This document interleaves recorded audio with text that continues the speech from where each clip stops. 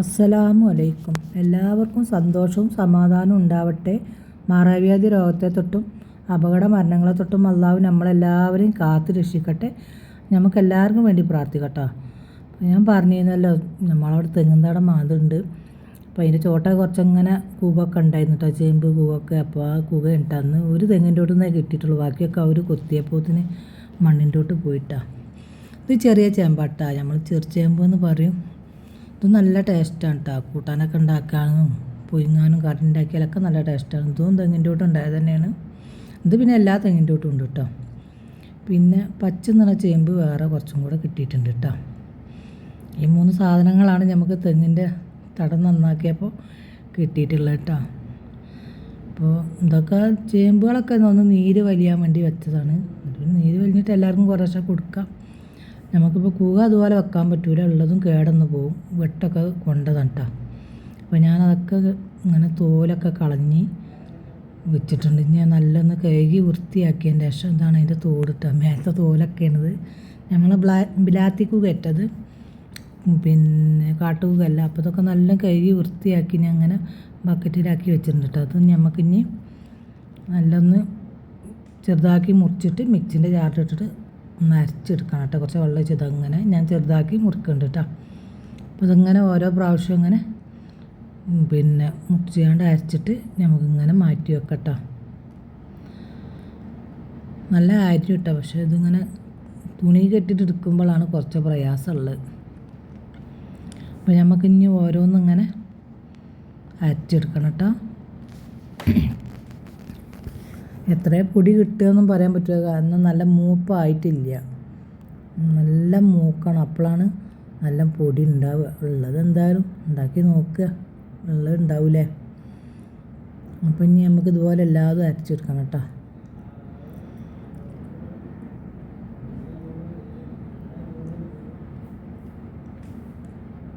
അപ്പോൾ നമ്മളെ എല്ലാതും അരച്ച് കഴിഞ്ഞിട്ടുണ്ട്. അതിലിടക്ക് നമ്മളെ മിക്സി പെട്ടെന്ന് കേടുന്നു കേട്ടോ. കുറേ പ്രാവശ്യം ഇതിങ്ങനെ അരച്ചപ്പോഴേ മിക്സിയുടെ മോട്ടറിന് കേട് പറ്റി. അപ്പോൾ ഇത് ലാസ്റ്റ് അരച്ചത് വല്ലാതെ അങ്ങോട്ട് അരഞ്ഞിട്ടില്ല.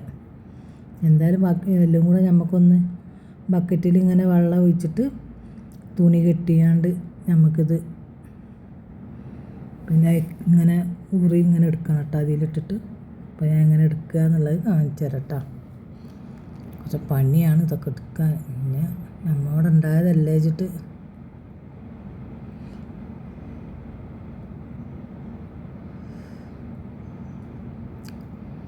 തീരെ അരിഞ്ഞിട്ടില്ല കേട്ടോ.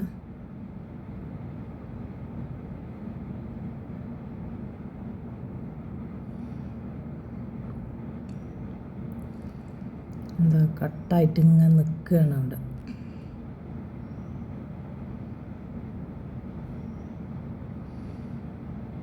നമുക്കിതൊന്നും ഇങ്ങനെ വെള്ളത്തിലിട്ടിട്ടേ ഇതിങ്ങനെ ചുഴറ്റി എടുക്കണം കേട്ടോ. അപ്പോഴാണ് ഇതിലത്തെ പൊടി വെള്ളത്തിൽ ഇങ്ങനെ ഊറിപ്പോട്ടാ.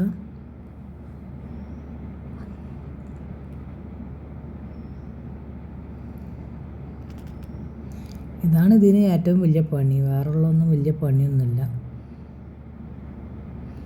കുറച്ചും കൂടെ വെള്ളം ഒഴിച്ച് കൊടുക്കട്ടെ. ഏതായാലും മിക്സിൻ്റെ ജാറിലും ചുഴറ്റേണ്ട, അതിലൊക്കെ ഉണ്ടാവും ഈ പൊടി ഊറിയാൽ.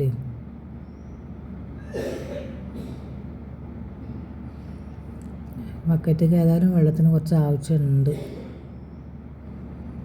ഞാൻ പുറത്തിങ്ങനെ തിണ്ടുമ്പോൾ കുടുങ്ങിച്ചിട്ടാണ് ചെയ്യുന്നത്. വെള്ളമൊക്കെ ഇട്ടിട്ടുണ്ടെങ്കിൽ താണ്ടാന്ന് വിചാരിച്ചാണ് പുറത്തേക്ക് തിണ്ടുമ്പോൾ ഇറങ്ങിയത് കേട്ടോ. കുറേ കട്ടായിട്ട് അതിൽ കഷ്ണങ്ങൾ കിടക്കുന്നുണ്ട്.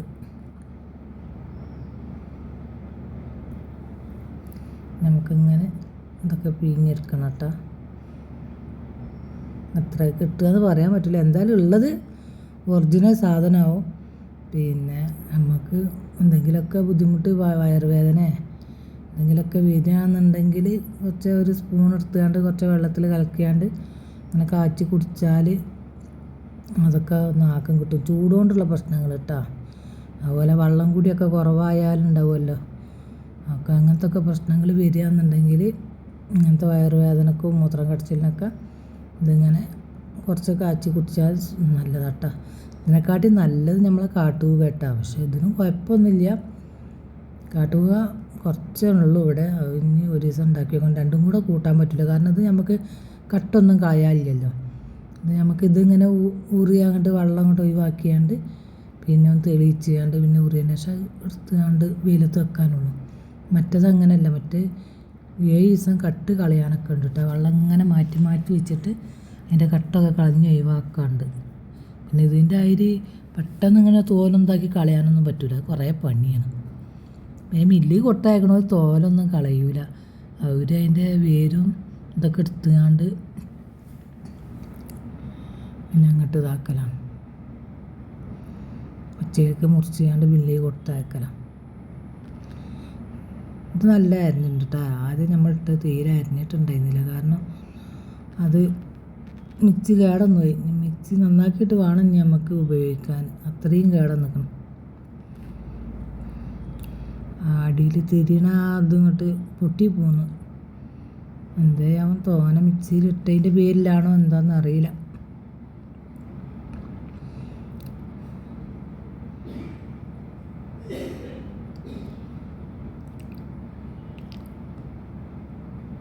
ഇങ്ങനെ നമുക്ക് ഈ വെള്ളത്തിൽ ഇങ്ങനത്തെ ഇളക്കിയിട്ട് ഇതിങ്ങനെ പിഴിഞ്ഞെടുക്കണം.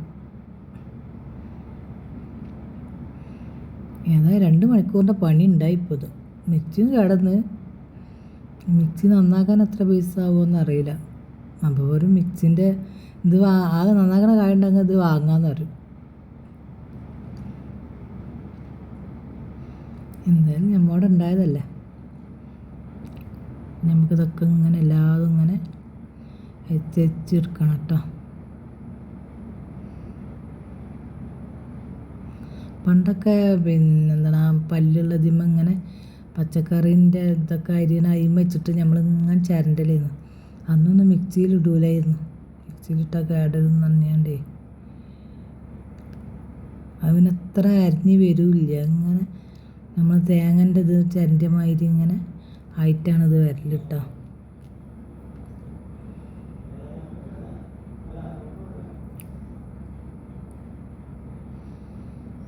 നമുക്ക് എല്ലാ ഇതൊക്കെ നമ്മൾ അങ്ങനെ അരിക്കൽ കഴിഞ്ഞിട്ടുണ്ട് കേട്ടോ. ഞാൻ കാണിച്ചു തരാം. ചട്ടിയം കൊണ്ട് ഇതിൽ നിർത്തുകൊണ്ട് നമുക്ക് നല്ല പിഴിഞ്ഞ് കൊടുക്കണം കേട്ടോ. നല്ല കളറുണ്ടാവും കേട്ടോ, നല്ല വെള്ള കളറാവും. ഇതിപ്പോൾ അതിൻ്റെ കറാവും, ഇത് ഇങ്ങനെ ചോവ കളറായിങ്ങാണ്ടേ. ഇത് നമ്മൾ വെള്ളം ഊറ്റി കളയുമ്പോൾ അതിൻ്റെ കൂടെ അതങ്ങോട്ട് പോട്ടാ.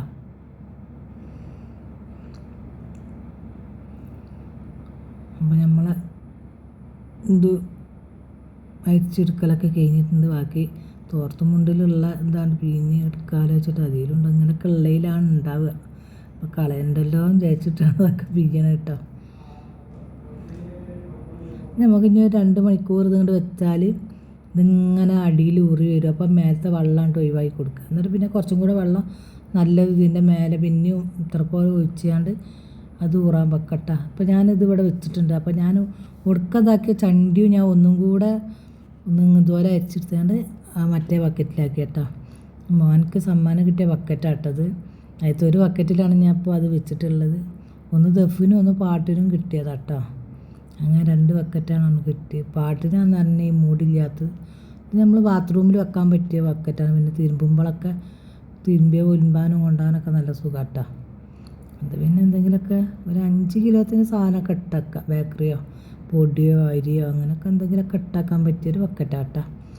അപ്പോൾ ഞാൻ കുറച്ച് ചേമ്പിൻ്റെ താളും പിന്നെ തണ്ടും ഇലയൊക്കെ പാടി ഒരു കൂട്ടാൻ ഉണ്ടാക്കുന്നുണ്ട് കേട്ടോ. ഇപ്പോൾ തെങ്ങുംതടം മതി, അപ്പോൾ അതിൻ്റെ ചൂട്ടുണ്ടായിരുന്നല്ലേ, വെറുതെ കളിയുണ്ടാന്ന് വിചാരിച്ചിട്ടുണ്ട്. ഒരു മുരടുമെന്ന് എടുത്തുണ്ടാക്കിയാണ്. അപ്പോൾ ഇത് രണ്ടും കൂടെ ഞാൻ നല്ല കഴുകി വൃത്തിയാക്കിയിട്ട് ഇങ്ങനെ അരിഞ്ഞ് കുക്കറിലിട്ടുണ്ട് കേട്ടോ. ഇതിലേക്ക് ഞാൻ പോളല്ല ഇടുന്നത്, ചെറുപയർ ഒരു 100 ഗ്രാം ഉണ്ടാവും. ഞാൻ അങ്ങനെ കഴുകി വൃത്തിയാക്കി വെച്ചിട്ടുണ്ട്. ഇനി അത് അതിലേക്ക് ഒഴിച്ചു കൊടുക്കട്ടോ. ഇങ്ങനെ ഉണ്ടാക്കുമ്പോൾ ഇതിൽ തേങ്ങൻ്റെ ഒന്നും ആവശ്യമില്ല കേട്ടോ.